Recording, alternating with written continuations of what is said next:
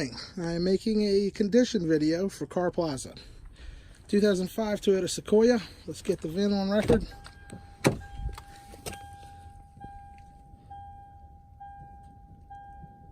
There's our VIN. First thing I do when I make a purchase is I like to go over it and walk around it, have a look at it first, and then I go and check and see if any panels have been replaced. So I already walked around it, so no need to do that at the moment, but let's check. So we have our original VIN tag on the driver's door.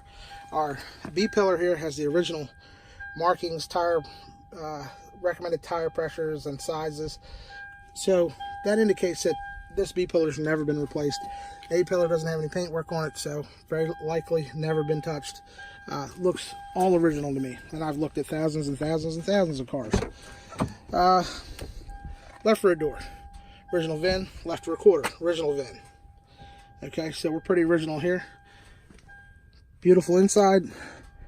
One thing I notice about this vehicle is that it doesn't have any scratches like on the door panels. They're not all scuffed up. People that are generally rough on a vehicle, they scratch the door panels up in the back, the rears of the seats. You don't find that here. This was probably owned by a pretty professional family that knew how to take care of their things.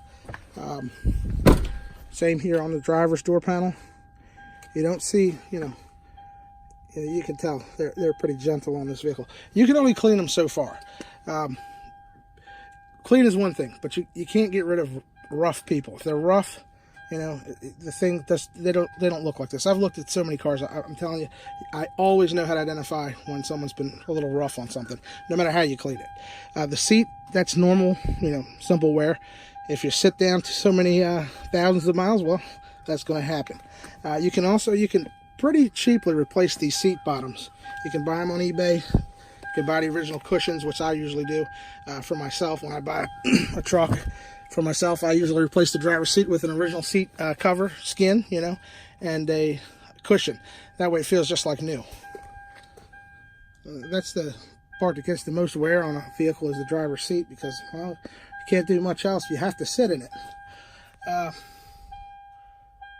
But you see, it's not all scratchy and rough. All the dials are nice and clean where they haven't worn off. People, when they're rough on things, they tend to wear things off. Gentle people, they tend to keep things pretty pristine. So I would say this was owned by some pretty decent folks here. You can see when you look up close. Oh, by the way, this does have the JBL stereo system in it, which I prefer over the cheaper ones. Sound quality is a little better in these. I think we do, if I remember correctly, I think this truck does have some crackling in the front speakers. The speakers are old in the front of this truck. I remember playing music in it, and if you turn it up loud, you kind of hear the front speakers are showing their age, audio-wise. You can put new ones in it, and they'll sound just like new. Didn't have a problem with the back, just the front. All right, let's get over here. Here's our entertainment headphones. Back seat, absolutely lovely. Floors, beautiful. Headliner, very nice. No rips, nothing. Sunroof works. The shade's on track. The tilt works. Everything works on the sunroof. So no issues there. There's some rear heating controls. And again, the back of the seats look very nice. Didn't have a bunch of crazy kids in the back kicking the seats and all that. Pretty good people that had this thing. They took very nice care of it. Here's your third row. Nice.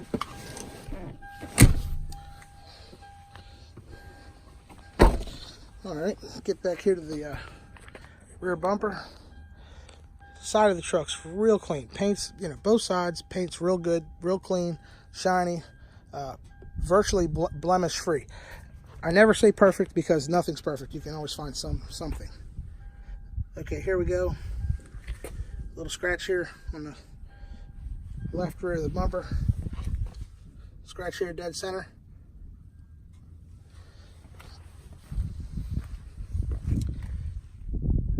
You can see a bit of little fine scratch there.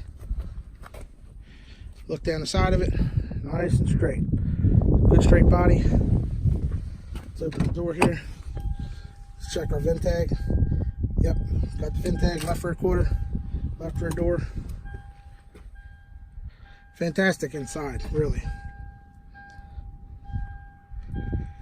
All right, right front door. Original VIN tag.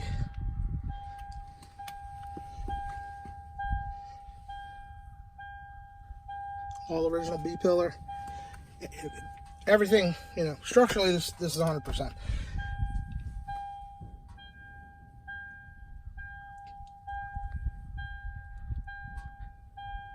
And remember, there's no shine on here, so you could shine this interior and you can hide those little scratches. And it has very few little scratches, but the ones that it does have, you know, you can get rid of them with some interior dressing. I just don't usually dress them. I don't like that slimy, wet look. I just like them to look kind of natural. So I tell my cleanup people at the cleanup shop, hey, just leave them natural. I don't want all that dressing. Clean them, and you put something on it that just protects it, but not that armor, you know, big heavy slime stuff. I just don't like it. All right, let's see what we got here. All the tires brand new, brakes are all new, all the way around. Front bumper, right front corner here. You've got the little chip or scratch here about the size of a nickel. Headlights absolutely clear, very nice. We redo all our headlights. So what we do, we sand them down. We actually use European clear coat by U-Pole, and we actually spray them with a regular paint gun, just the same as you would spray a quarter panel or a fender. We actually repaint the clear on all the headlights so that it lasts forever. People, you know, wipe stuff on them to try to clean them up. That's not the proper way. You repaint them, they last. You don't repaint them, then they turn back to whatever they were before you did them. So I repaint all of them, make them look like they're supposed to, and make them stay that way. Got a, is that wax or scratch? Let me see. I think that's wax, actually. Yeah, that's wax. Yep. Okay. Let's see. Don't have enough. Maybe it's a little wax in a scratch. Yeah. We'll say it's a scratch. About 1 inch long, left front of the bumper. Let's get here. Let's go over here and take a look. Very important in the front. Look for structural. Original VIN tag. Left front fender. Core support. All of the original markings on the core support. You don't find that if it's been replaced. Also, I'm very well versed at looking at front ends and front end components. I've done structural work. I've done all that stuff many years, so I know my way around a vehicle. Again, VIN tag, right front fender. Your Toyota emissions tag, original. There's your hood VIN tag, original.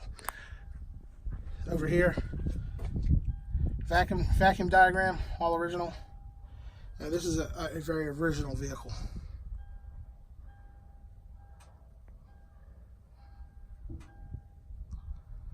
There you can have a nice look around the engine bay. So when you look for structural, you look in here in the apron. So we're looking at the right front apron right now. Nice and clean. Let's go over here. Left front apron. Nice and clean. That's original. So what that means is no one's replaced anything here. No one straightened it or pulled on it. It's all like it's supposed to be. Which, you know, I knew that as soon as I cracked the hood. You see here? It's all Toyota factory seam sealer. The bolts are in the right place. And it's not shifted all around. Very nice. Very, very, very nice truck. Alright, closing the hood. Let's see. I'm not very tall, so I'm going to have a little trouble with the roof.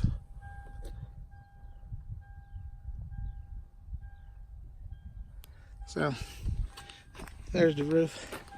Let me see if I can jump up here on the running board. Alright, here we go.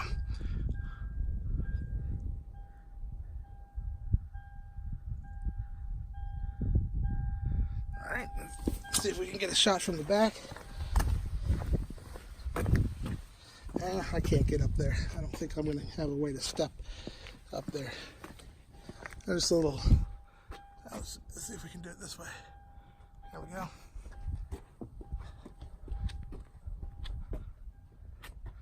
Oh, looks like we got a piece of pine tree up there. But it's nice. Nice on the top, nice on the bottom, nice everywhere. Now I've driven it about 15-20 minutes. I've driven it many times before that, but I'm speaking about today. So today I drove it 15-20 minutes. Engine is already at operating temperature. We have no lights on. That's the door jar light and the seatbelt light, of course, but no warning lights lit. Already at full operating temperature.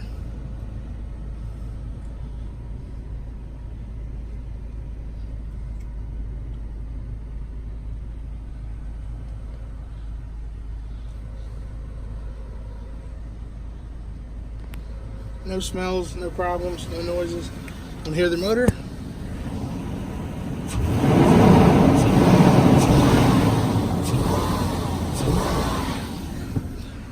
Yep, runs great. Let me jump in here. Okay.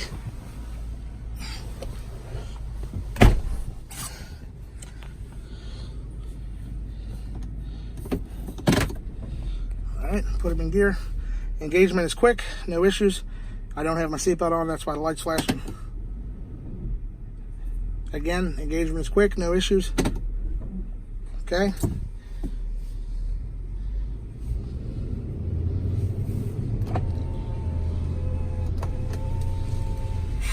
Put the window up and we're rolling.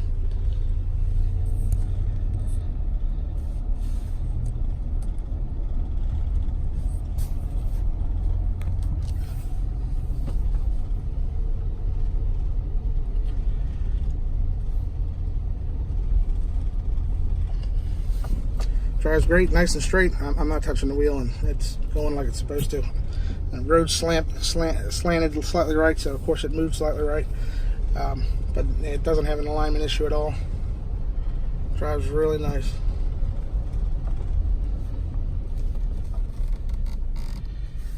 Alrighty, let's see if we'll take this right here and go down here.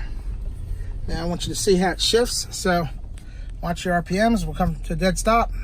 First gear. About halfway on the throttle.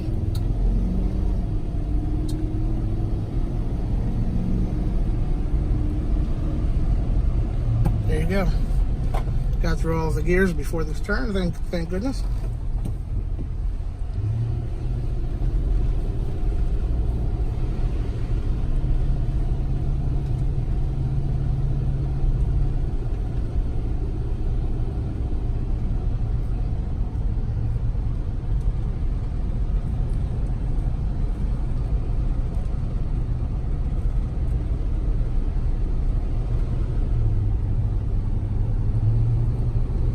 It's a very quiet, placid ride. I mean, you don't hear any problems. You don't hear any wheel bearing noises. You don't hear any suspension chatter. You don't have any issues. It's just a nice, smooth ride. Acceleration is almost instant. The pedal has no play. Sometimes you push the gas on a car, it's got kind of a delayed reaction, hesitation. Sometimes it's got a stretched gas pedal cable on the older ones. The newer ones are drive-by-wire. This is probably drive-by-wire. I didn't pay attention. Brake pedal right up top. As soon as you touch it, you start to get brakes immediately. There's no delay in the braking system. So everything is the way it should be there. Looks like the auto-dimming mirror is functioning correctly. Lights lit up. Now, radio-wise, let me address the radio. Alright, so we've got 98 rock on here, and the radio's fine.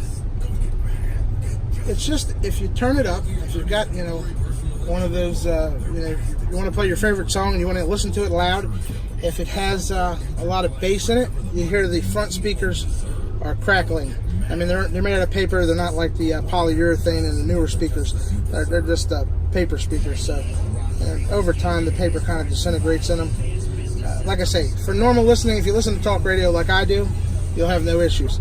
If you want to listen to your favorite rock band blaring, you probably won't be happy. But I listen to a lot of talk radio, so for me it's perfect. But I did check that and I noticed it, so I want to point that out. And let me turn the radio off. I usually don't listen to the radio when I'm riding down the road, only occasionally. And if I do, like I say, it's talk radio. Heat's working well. It's nice and hot. AC compressor engages when you turn it on. It's very cold out now, so you can't really say how well it works, but I know it works fine. If it was 100 degrees, I could give you a better indication as to the how cold it is. But it is, the system is functioning, so you're okay there. Let's see, we'll make a left turn here. All the lights, horn, brakes, siren, not siren, but all the lights, the horn, all the front end components, tie rod ends, ball joints, idle arms, things of that nature, all that's been checked. Maryland State Inspection is extremely thorough. I've checked them all too, so they've been checked twice. Don't have any issues there, no play in the front end. When you drive it, front end's nice and tight. You don't have road walk. The response between the steering and the road is instant. You don't have or you have that middle play. You don't have that here. Everything is, like I say, it's correct. Drives nice. It's a very nice truck. I wouldn't have a problem driving this to California right now. I'd gas him up and go. It's very, very nice. No leaks. That's the other thing. I've been underneath of it. When you have a leaky vehicle, you always have big trails of moisture, from leaks. There's nothing under there. It's clean. It's dry. It doesn't have a leak. So no leaks there. Let's see if I can make my way back to my house. Find a way here. There's a nice F-250, brand new.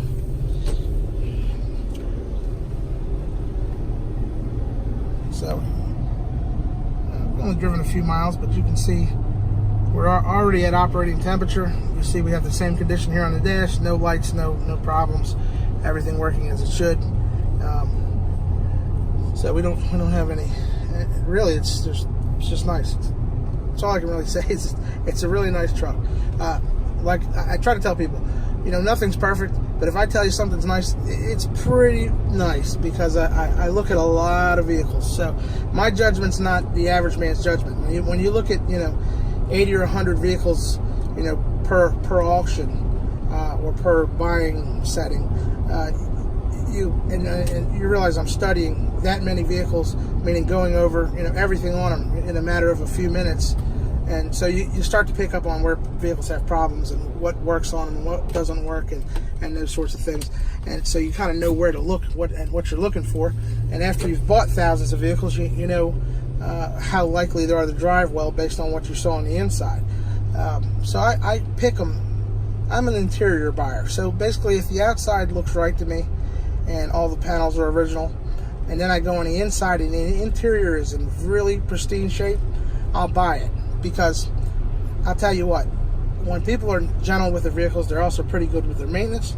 They take care of their stuff. They usually live in a nice area. They don't park in a really rough environment, and they tend to keep their vehicle detailed and serviced.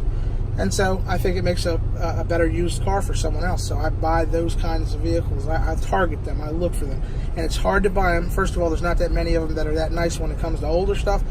Secondly, the price. A lot of people don't understand that if you want to buy something nice, you're going to have to pay up for it. Well, I have to pay up for them too, and there's very small margins in this business. The margins aren't what they used to be. 20 years ago, you could make big money on stuff. Today, it's just not there. You make a little money. You hope to make it up on the volume. With technology, you can sell a little bit easier, faster, but it's not easy to explain to people when you're buying something older and you want to buy something good, and that you're going to pay a little more for it than what you would, buying something a little rough. And then people are hesitant because they don't know if what you think is nice is the same as what they think is nice. So I say it's always good to buy from someone that knows what they're doing, that's been around the block a few times, like me, and you tend to get what you pay for that way. And some sellers, they have no idea what they're selling. They basically are just salesmen. So they sell vehicles, and they try to hook you into some special financing or this and that, and sell you this and sell you that. They really don't know what they're selling. They're basically just showing you something, hoping you like it, and then buttering up the whatever it is the best they can. I on the other hand, don't do that. I actually buy nice stuff to the best of my ability. I explain it the way it is. It is what it is. It's not going to get any better or any worse. It's going to be what it is. So just tell the truth. When the people see it in person and you've told them all about it, they pretty much say, hey, that's exactly what he said it was, so I'm happy to buy it. So it works out well for me that way. Sales are not easy, but you can make them easier on yourself if you just describe them correctly and don't buy junk. Just buy nice stuff, and you just gotta if you don't want to have problems and headaches and unhappy customers, you gotta buy the right stuff. So when I buy old stuff, I buy Toyotas mostly, because I believe in Toyota. I think they probably make one of the best vehicles in the world. If you buy a nice Toyota, let's say you do have an unforeseen failure, but the car's nice in and out and this and that, and let's say you got to spend some money on it to fix something. Well, no big deal, because the rest of the car's right. So if you have a failure, you don't feel bad throwing $1,000 here or there at it at some point in time if that occurs. But if you have some old rough car that you bought it cheap, but it's junk, and you're always spending $1,000 on it, and you really don't like it to begin with, well, I think that defeats the purpose. You probably should have just spent a little more, bought the right one the first time. You wouldn't feel bad if you spent a little money on it, because it's pretty nice anyway. So that's the way I think about older stuff. Buy the right old stuff. And believe me, there isn't much of it out there. I try to buy it every day, and people, unfortunately, are pretty rough on their stuff. I, for one, am not. As you can see, even now, I'm standing on a towel because I don't want to get my floor dirty, and I do that with my own stuff too. So that's just the way it is. I've done paint and body work. I've done engine rebuilding. The only thing I probably haven't done is transmission rebuilding. I've done interior dyeing. Oh, by the way, nothing in here is dyed. This is all original interior, just like it came from Toyota. It's never been retouched. So I've done a lot of that kind of work. I know what it takes to refinish vehicles. I know when a vehicle's made over, and I know when a vehicle's original and nice, where the people just took good care of it. So whoever owned this in previous years has been pretty good to the vehicle. They're just for gentle folks. Now, like I say, a lot of stuff I get on the eastern shore of Maryland and Delaware, out towards Ocean City, Salisbury. Salisbury's not all that great, but the surroundings of Salisbury are pretty nice. Anyway, the shore altogether as a whole is very, very nice. You have a lot of wealthy people down there that just like to go to the beach and want to live by the shore. A lot of retirees. I personally enjoy taking trips down there myself. So you tend to find some pretty nice vehicles with miles on them. Now, this one has 169, but it has 169 gently used miles. I've seen these trucks with over 400,000 miles come through the auction, still running good. I don't buy them because 400,000 miles is way too much for me. I like to keep them under 200. I figure most people part ways with them at about 300. If you find a nice one like this, you can drive this for 5 to 10 years, put your 150,000 miles on it, and still get something for it, believe it or not. And they'll hold up. I mean, that's why people export them to Africa all the time. There's a lot of Africans that love these trucks because they'll survive the terrain and the harsh conditions in Africa. And so they'd rather have a Toyota Sequoia or a 4Runner or a Land Cruiser because they know it'll last and it'll make it through the weather. So anyway, I'm just rambling on. I do believe this truck is very nice. Still no problems here temperature wise. We don't have any overheating issues. No lights popping up. I've already cycled the ignition on and off 3 or 4 times today. It's never had a check engine light on since I bought it, so it doesn't have any issues. It's just a nice truck, and I don't think that there's any reason you can't drive it anywhere you want to go. And like I say, nothing's perfect. I'm sure you can find a nick, a chip, a ding, something small here and there. But you get in this truck and you go down the road, and you think, you know what, this is nice. I'm proud to own it. I'm proud to drive it. I don't feel like I'm driving something that feels like it's going to let me down. doesn't make a whole bunch of noises and like it's falling apart. It's nice and quiet and tight. You know, it drives just as good as a 2016. So that's saying a lot. And believe me, I've driven a lot of 2016s, 17s, 18s, and everything before it. I mean, I've driven them all. I can't tell you what kind of cars I've been in and went through and tested. You name it. Ferraris, Lamborghinis, Mercedes, SLs. I've had plenty of those. CL 600s. Had them when they first came out many, many years ago. Every BMW you could ever imagine. 750s, 760s. The old 750 V12 before the newer V8 one. I had the new 760s. Everything. I've driven them all. And I've driven all kinds of Toyotas, Land Cruisers, Lexuses of every sort. So I know how they're supposed to drive. I know what they're supposed to do. And I know when they're not doing what they're supposed to do. So that allows me to describe them a little bit better, because I can recognize driving conditions that aren't correct in a vehicle because I've driven so many of them. And I've also done a lot of engine performance work over the years. In those cases where I'd have a customer that would come in and they'd say, you know, hey, I got a 3-year-old car here. It makes a little noise. I hear a little click. It's got, you know, a small vibration, things of that nature. And I could find it, fix it, and get the car back to the customer in a timely manner, and they'd be happy. Well, not everybody can do that, and I use that skill when I'm out buying and selling as well, because I can describe things that other people can't because they don't know how to describe it. And after doing it for many years, I do. You know, sometimes I actually like it when a car has more trouble, where I can point out, well, it has this or it has that. This really doesn't have, you know, much trouble at all. So not much I can point out and say, hey, wish I would have done that or done this. Or, you know, it's just right. Nice, nice, nice. And it's not just nice because it's nice for its age. It's nice, meaning you can put this up against a pretty new vehicle and it's right up there with it. Now, does it drive as good as a 2018 Lexus RX? Probably not.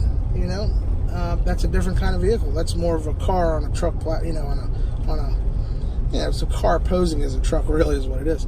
It's more of a luxury car than it is a truck. A little crossover SUV, good for someone, but it's not a truck. Different drive altogether. Now this is really a truck. I put this up against anything in its category. Now, it's not as cushy as a Navigator, but of course it'll last a whole lot longer than a Navigator. It's not as powerful as an Escalade, but it'll last a whole lot longer than an Escalade. And I like Escalades, by the way. I think they're good trucks, but they're not without issue. The Toyota trucks, if you drive a Sequoia or a Tacoma or a Tundra with high miles, and then you drive an Escalade with high miles, you see the difference. The Escalade, unless somebody's really been on it fixing stuff left and right, the Escalade will show its age, rattling over bumps, loose stuff. You have to do the ball joints in them, you know, all the time. You have to spend money to keep the Escalade alive. Now, it's still a good truck. I'd buy an Escalade with 150,000 miles on it in a minute, as long as it's been properly serviced, you know, through its life. And then I know I have to spend a lot of money on it to make it right, because that's just how those trucks are. You can get in a Sequoia with 200,000, 300,000 miles that's been taken care of, and it still drives like new. I mean, the Escalade is going to show its age when you get up in the 250,000 range. It's going to have a lot of play in it, and, you know, just won't be tight. These Toyotas are better built vehicles, and so, you know, I like them. But I don't dislike Escalades. I think they have their place. It's a strong truck, and it's got a lot of towing capacity. It's very luxurious. I just don't like them with a ton of miles. So anyway, I'm still rambling on. I'm on my way back to the house, and let's see here. We still have no lights on, just a seatbelt light. Yeah, I didn't put my seatbelt on, I know. But you know, I'm driving back here through the country roads behind my house, so I'm not too worried about it. And I've been up to about maybe 50 miles an hour. I don't think much beyond that. But I've been on the highway with this truck before, just not today. So I've had it on the roadway. I know what it drives like, you know, at high speeds. It's fine. No issues there. It's like I say, it's a good truck. We don't have no negatives here to speak of, aside from the cosmetic things that I pointed out outside of the vehicle earlier. I was going to get underneath it and do a video, but it's wet, and I don't want to lay on the ground again, so I'm not going to get out underneath of it and lay on the ground today. But I sent you some pictures yesterday, so that should be okay there. What else do we have? I think that's about it. I hit the 30-minute mark here. I wanted to give you a good 30 minutes of video where you really got a chance to see it. You know, because when I drive a car and I check it out, I like to drive it for about 20 to 30 minutes. And sometimes they have adverse reactions later in the drive. And so that's the way I do it for myself. And I've already done all this for myself. So I'm doing this for you so that you can see what we actually have here. So, you know, still same conditions. Probably the only thing that's moved here is our fuel gauge. I'm sure we drank a little bit of gas. But aside from that, you know, everything's unchanged. You know, runs great. No issues, no problems. 4-wheel drive works, 2-wheel drive works, 4-low works, and the full lock also works. Toyota's full lock feature is pretty nice when you get stuck in the snow. I've used it before, and I think it's a great feature. So you pretty much have, I don't know what we have. Let's turn the defrost on. Don't need to use it. Don't need to have it on when we don't need it. So yeah, I think we're pretty well checked out here. As far as longevity goes, you know, this thing will last your family and you for many years, I would imagine. Always keep the oil changed. Always look for leaks. You know, occasionally check it. Make sure you're not leaking anything. Always look for coolant leaks. Your nose will usually tell you the truth. So if you smell something, you probably got a problem.